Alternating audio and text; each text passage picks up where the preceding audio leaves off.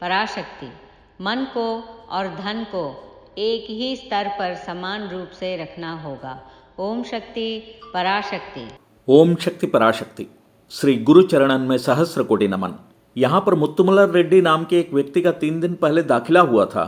जरा बता सकते हैं कि उनका कमरा नंबर क्या है? ऐसे कल्पना ने अस्पताल के आगमन कक्ष में कार्यरत परिचारिका से पूछा। 3री मंजिल के 6 नंबर वाले कमरे में जाकर देखें। ऐसे विनम्रता के साथ कार्यालय से जवाब मिला। लिफ्ट के लिए जब कल्पना प्रतीक्षा कर रही थी तो उसने देखा कि लिफ्ट से भवानी बाहर आ रही है। तुरंत कल्पना ने उनसे पूछा, भवानी दीदी, अभी वह कैसे हैं? बेहतर हैं क्या? ठीक हो गए क्या?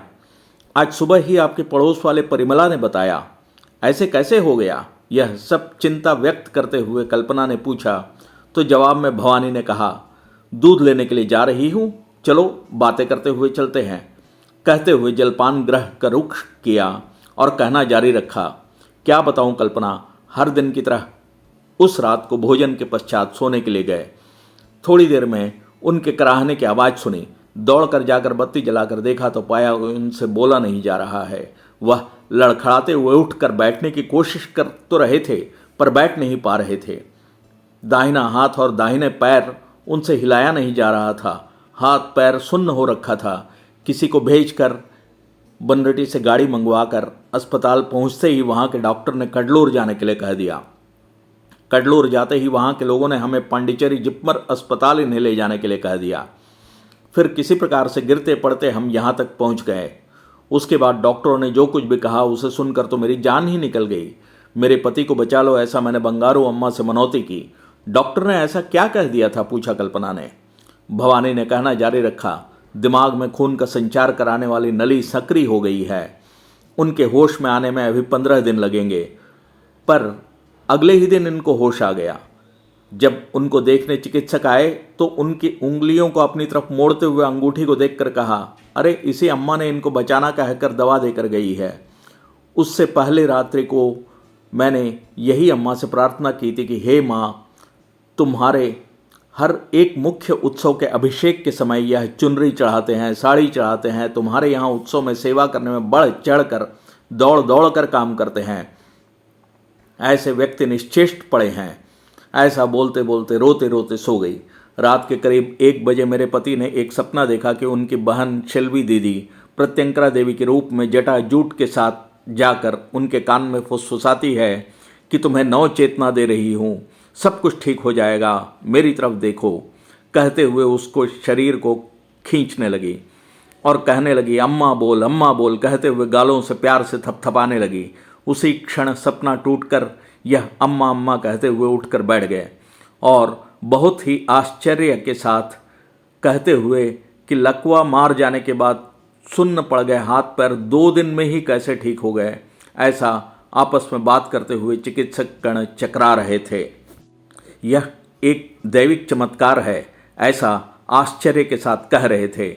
यहाँ इनको देखने आए सभी दोस्त व सगे संबंधी इन्हें कुछ और दिन अस्पताल में रहने दो कह रहे थे। पति के बात करना शुरू करने के बाद ही पता चला कि लकवा मारने के कुछ क्षण पहले ही उनके सारे शरीर में असहनीय जलन हो रही थी और साथ ही एक काली सी आकृति इन्हें पकड़कर दबा रही थी। वह चीखने की कोशिश तो कर रहे थे पर बोल नहीं पा रहे थे। हाथ पैरों में चेतना तो वापस लौट आई है पर अभी चलने फिरना शुरू नहीं किया था। पर आज सुबह फिर इनके सपने में एक तिलकधारी पुरुष और बड़े कुमकुम का टीका धारण किए हुए एक स्त्री आए। जब मेरे पति ने पूछा कि आप कौन हैं तो दोनों ने अपने को भाई बहन बताया और उनके दोनों तरफ खड़े होकर इन्हें सहारा देकर उठाकर खड़ा किया और फिर सहारा देते हुए अवस्था में ही इस भाग में चलने को रखा और फिर वापस उन्हें लिटाया और फिर दोनों ने घुटने पर जोर से थपथपा कर ओझल हो गए। इसके साथ ही सपना भी टूट गया और उनकी नींद खुल गई। फिर इन्होंने मुझे जगाया और सहायता लेकर थोड़ी चहलकदमी करके देखी। वे चल पा रहे थे। फिर चिकित्सक गण आए और अन्वेषण परीक्षण के बाद कहा कि बहुत ही अजीब मामला है। ऐसे बीमारी के साथ आए कुछ और भी लोग इस अस्पताल में पूर्ण रूप से ठीक हुए बगैर पड़े हुए हैं और ऐसा लकवा जिसे मारता है वह पूर्ण रूप से इतनी जल्दी स्वस्थ नहीं होते और कोई एक अंग उनका बेकार हो जाता है। आप ही ऐसे हैं जो पूर्ण रूप से स्वस्थ हैं। समझ में नहीं आ रहा है, आपके द्वारा पूजे जाने वाले भगवान ने ही आपकी सुनी है और कल ही आप घर भी जा सकते हैं। बंगारू अम्मा की कृपा से हम कल घर निकल रहे हैं।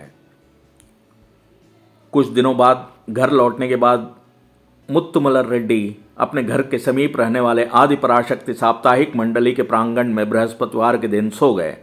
उनके सपने में बंगारू अम्मा ने आकर कहा कि हे पुत्र, तुम्हारे दिमाग फिरने वाले अंदाज में काम हो रहा है, पर मैं किसी को भी तुम्हारे पास फटकने तक नहीं दूंगी। तुम्हारे ऊपर किसी ने टोना टोटका कर रखा है, मैं सब कुछ संभाल लूंगी। हे पुत्र, जैसे साधारण तौर पर नज़र उतारते हैं वैसे न करते हुए मैं अभी जैसा कह रही हूँ वैसे ही नज़र उतारो। अमावस्या बीतने के बाद एक शुक्ल पक्ष की शुक्रवार को राहुकाल के समय ही यह करना है। 108 नींबू लेकर घर के बाहर 54 और बगीचे के बाहर 54 नींबू निचोड़नी है। रस को एक बर्तन में एकत्रित कर इसे घर के चारों कोनों में छिड़कना है।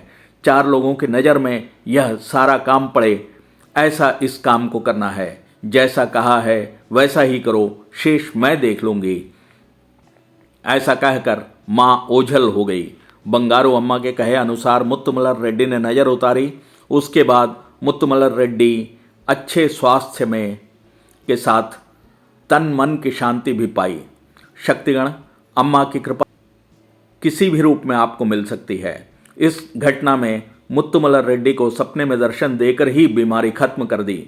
दुश्मनों द्वारा किए गए जादू टोने के असर को भी उजागर करते हुए खत्म कर दिया। इनको काटने के लिए नज़र उतारने का तरीका भी बताया। 3 दिन में डॉक्टर के दांतों तले उंगली चबाने वाली अवस्था में लकवा को ठीक कर दिया।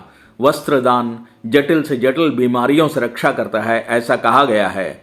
उन्होंने कई बार माता को साड़ी और चुनरी चढ़ाई थी और उनकी भक्ति और सेवा भाव के बदौलत अम्मा की पूर्ण कृपा उन्हें प्राप्त हुई।